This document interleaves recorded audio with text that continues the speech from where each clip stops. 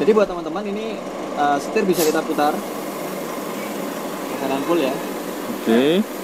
Atau bisa kita tambahkan lampu. Ini lampunya kita hidupkan karena dia ketika lampu dihidupkan maka alternator akan atau aki akan ini terpakai arusnya.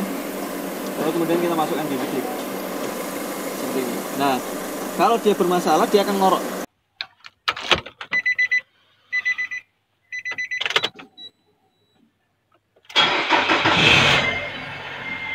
Ya PR nggak terlalu banyak sih ya.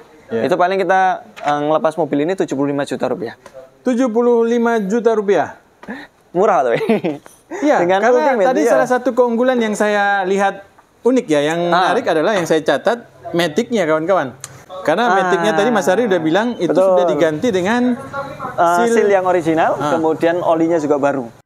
Assalamualaikum Mas Ari. Waalaikumsalam warahmatullahi wabarakatuh, Pak Taufik dan juga sobat HP Dia. Gimana kabarnya, Pak? Alhamdulillah Mas Ari. Ini langsung kita duduk Mas Ari. Boleh, Pak. Boleh ya. Jadi gini, Pak, ceritanya. Baik Mas Ari, ini apa ini Mas? Kok barang ada yang putus ini saya lihat nih.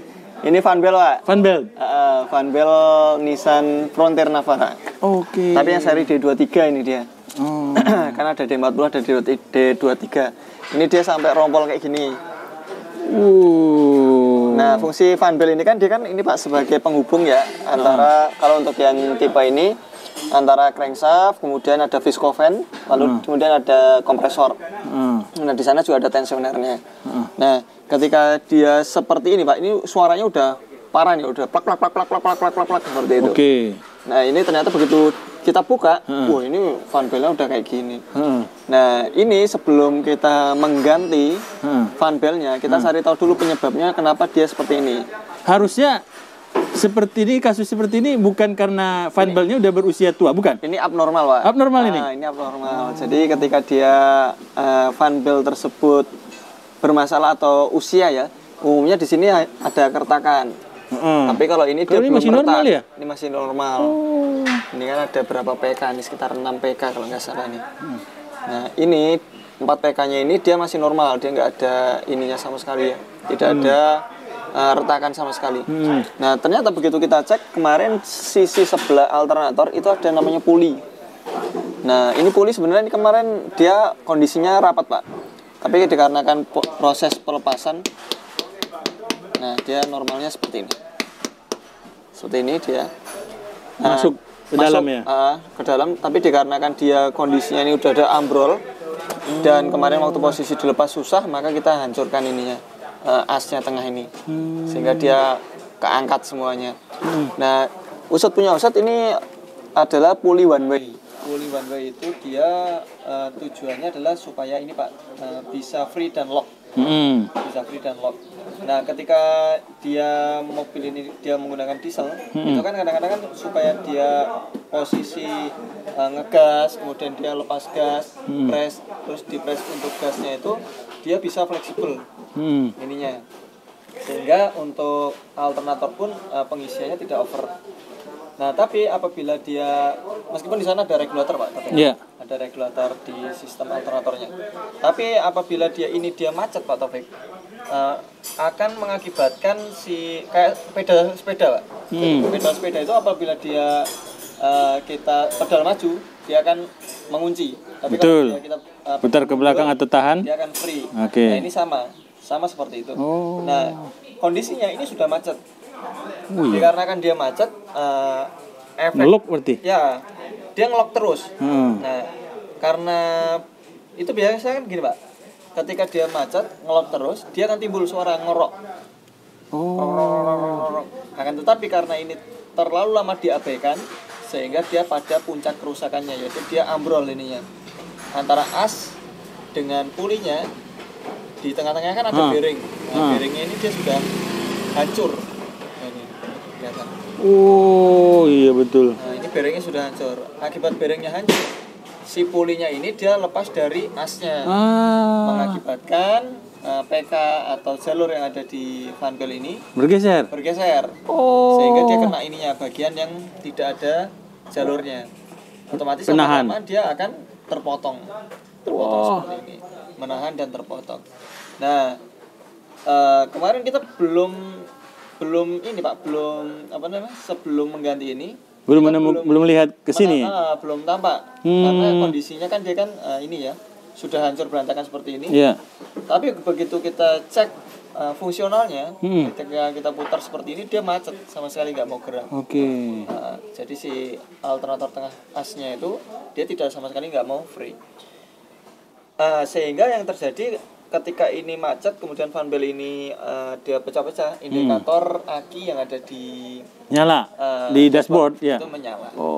Sehingga ini harus kita perbaiki. Nah ini kemarin kita pakai kan punya Navara, hanya saja untuk asnya ini punya Navara dia terlalu tinggi. Kemarin kita sempat bubut potong di sini. Jadi supaya dia sesuai dengan ini.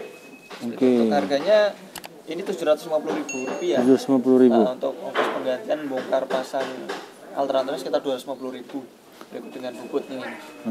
Baik. Berarti sebelum kejadian ini sudah muncul suara berarti kalau prediksi Mas Ardi ya? Betul. Dia sudah muncul suara ngorok dulu pasti. Jadi teman-teman kalau mobil apapun ketika dia memiliki puli one way seperti ini, umumnya nanti kalau dia macet tensionernya jadi bunyi.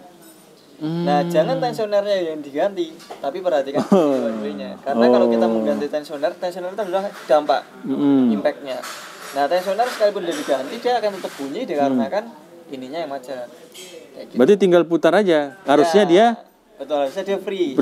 Atau gini cara mengecek adalah mobil kondisi hidup, kemudian kita gas sekitar 3.000 sampai 4.000 ini RPM, biar kemudian dimatikan. Sesekali boleh, seperti itu untuk mengecek kondisi pulinya. Apa yang terjadi dari sini? Kalau dia misalnya masih ada putaran internal ininya, alternatornya, atau alternatornya itu masih berputar, maka ini masih bagus. Tapi kalau armaturnya sudah berhenti seketika ketika mesin dimatikan, maka itu adalah tanda-tanda macet. Berarti bunyi waktu itu, pas dimatikan bunyi nggak itu? Pas dimatikan biasanya kalau dia sehat Pak, ada kalau dia nggak sehat berarti langsung mati, nggak ada bunyi sama sekali. Jadi dia langsung berhenti, stop. Nah, ketika misalnya kondisi mesin hidup, masukkan kalau dia matic, masukkan gigi D, kemudian setir diputar atau lampu dinyalakan, dia akan ngorok. Nah ini juga dari sini. Sama kita pernah membahas tentang X-Rail Pak. X-Rail itu apabila dia kondisinya dia ini macet, kemudian dia kan masih sistem yang power steering yang X-Rail lama ya, T30. Nah dia kan masih menggunakan sistem hidrolis power steering. Nah apabila dia diputar setirnya full kanan atau kiri, kemudian masukkan gigi D atau lampunya dihidupkan, maka dia akan mengorok. Nah itu adalah tanda-tanda ininya macet. Seperti itu Pak Tommy. Oke, Mas Ardi, kita bisa praktekkan kah? Bisa. Ayo. Gimana caranya? Begini kawan-kawan. Ini cara yang mana Mas yang mau kita coba nih? Nah ini adalah cara yang menghidupkan dulu.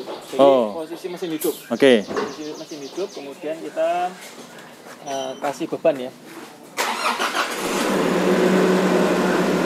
Ini sudah kita ganti untuk pulinya. Jadi buat teman-teman ini setir bisa kita putar kanan full ya. Atau bisa kita tambahkan lampu. Ini lampunya kita hidupkan karena dia ketika lampu dihidupkan maka alternator akan atau aki akan ini terpakai arusnya. Lalu kemudian kita masukkan DVD seperti ini. Nah kalau dia bermasalah dia akan ngorok pulinya. Tapi dikarenakan ini sudah diganti maka ini normal. Nah ini cara pengecekan yang kedua adalah dengan digas di P ya, kondisi P, kemudian dinetralkan saja, kemudian akan kita gas di RPM 3000 sampai 4000. Lalu seketika itu juga kita matikan mesin. Kalau masih ada putaran alternatornya di sana maka itu normal. Saya di sini atau di sana? Bisa di sana Pak. Oke, baik. Dengarkan kawan-kawan.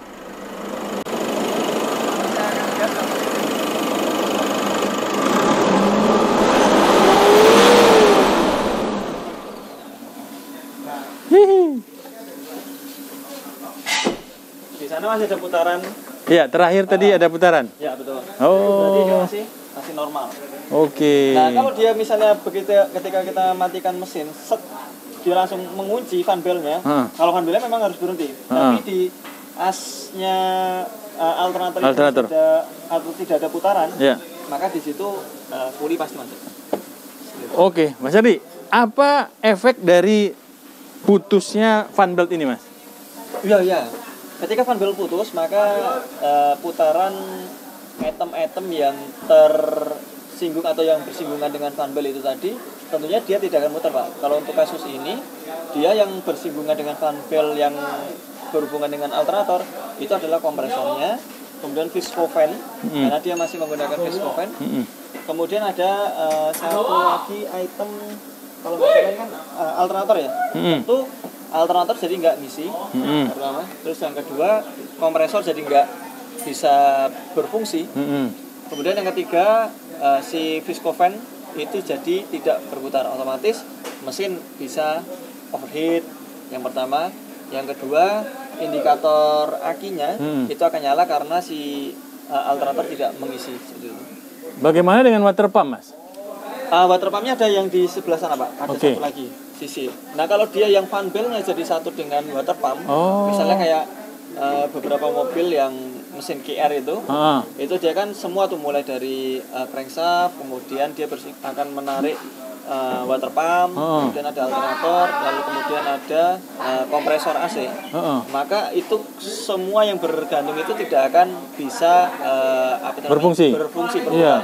Makanya kita pernah menemukan satu kasus mobil tersebut mengalami kelengkungan silinder head dikarenakan pemilik tidak memperhatikan indikator yang ada di dashboard. Jadi pernah mobil itu, tapi ketika dia sedang awal starter, jadi ketika starter awal zreng, itu dia hidup. Tapi dia nggak sadar bahwasanya di sana ada indikator akinya nyala. Akhirnya mobil dipakai buat jalan. Lama-lama ininya apa namanya, dia punya mesin kita tahu ngedrop, nggak bisa digas karena arus atau voltase akinya itu lama-lama sudah habis, ya, ngedrop. Ada pengisian. Betul. Di sisi yang lain dia temperaturnya naik. Waduh. Dikarenakan pada waktu itu si water pumpnya dia tidak berputar, betul. Sirkulasi. Yang terjadi udah aki harus ganti. Kemudian dia punya cylinder head melengkung. Kemudian apalagi kemarin itu dia juga mengeluhkan AC juga tidak dingin. Betul. Karena kondisi seperti itu tidak terhubung semuanya. Itu sampai benar-benar melengkung. Jadi mobil ceritanya ketika itu malam, dia habis sebuah perjalanan, kemudian dia berhenti di pinggir jalan untuk kepentingan 1-2, kemudian dia matikan mesin, Pak. Kemudian setelah dihidupkan mesin, ternyata di sana ada tikus di fan belt-nya. Fan belt ada tikus, kemudian fan belt starter. Nah itu setelah di jalan beberapa kilometer ya dari tempat kejadian, itu didapati itu tadi karena mobil habis dipakai perjalanan berhenti kemudian berjalan lagi, itu dia nggak memperhatikan kondisi indikatornya ya, atau mobilnya mati. Itu dicek fan belt nggak ada, dan di sana sudah ada bekas cabikan daging ya. Daging tikus. Nah, Mas Ardi, kalau seperti tadi kan itu gara-gara yang sesuatu yang tidak penyebab dari fan belt itu fan belt putus ya. Karena kan itu karena ada tikus ya. Iya, ada tikus ya. Nah, kalau kasus yang fan belt itu bisa putus, itu berapa ribu kilometer itu? Oke, untuk kasus ini misalnya ya, seperti puli macet ya. Mobil ini kilometernya 250.000 kilo. Kita bisa cek nanti di 200.000 kilo. 200.000 coba cek.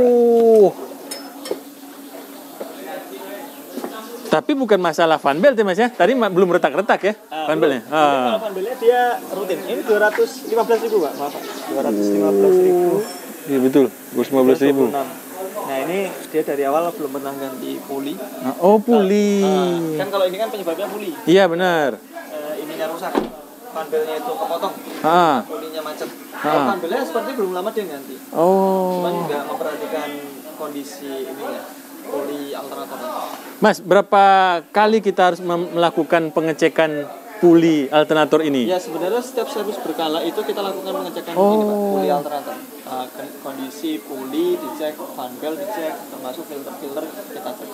Itu tujuannya kita predicament maintenance atau servis berkala. Tapi tadi Mas bilang berapa ribu kilometer, Mas? Kejadian puli? Iya. Kalau untuk puli sih rata-rata 120 sampai 150 ribu itu udah mulai banyak yang ini Pak, macet ya. Puli-puli seperti ini, one way seperti ini. Berarti kuncinya tadi kawan-kawan sudah dicontohkan oleh Mas Hardi bagaimana cara ngetes puli. Dia kondisinya bagus atau enggak. Nah, berbeda kalau teman-teman melihat pulinya itu dia tidak one way.